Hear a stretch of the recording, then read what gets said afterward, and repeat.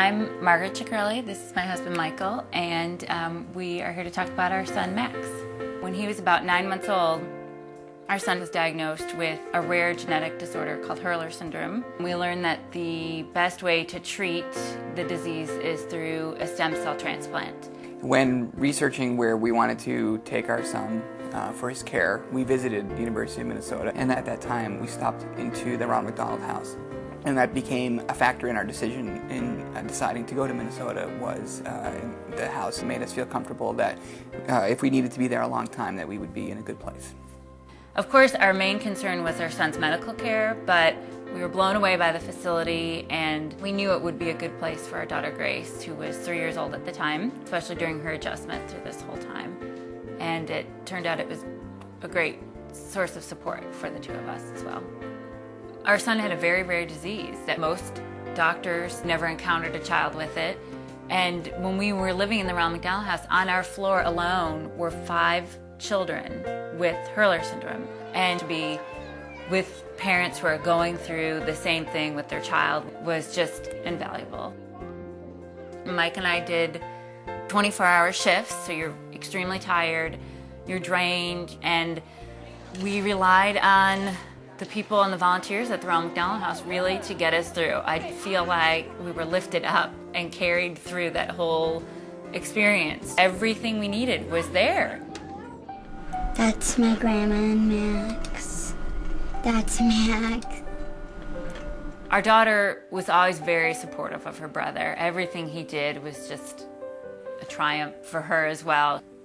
Instead of starting in preschool like she would have in Illinois, we moved to Minnesota, and yet she still was able to be a part of a book club, and a weekly banjo player came, and she had music time with him. I made lots of friends there.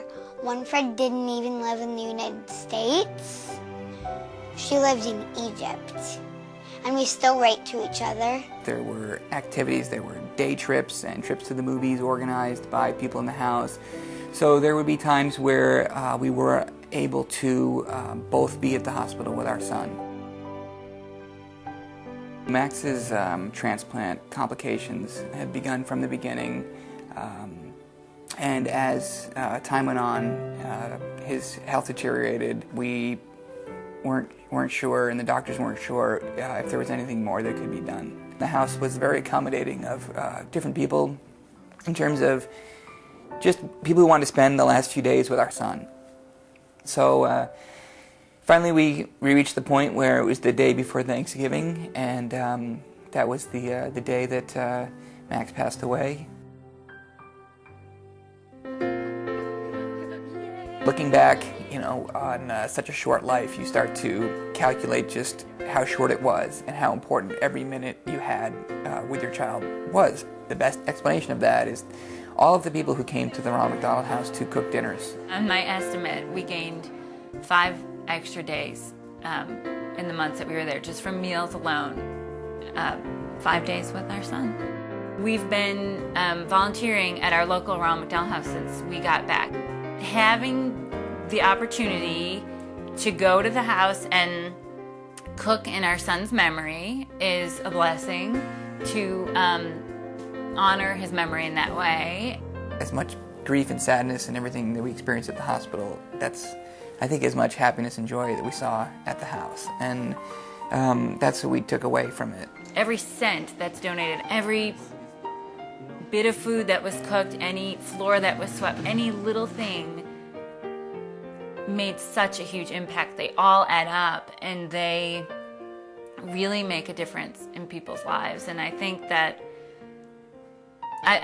the lesson we try and live our lives by now, that even the smallest act of kindness can, when added up, can really equal something really huge.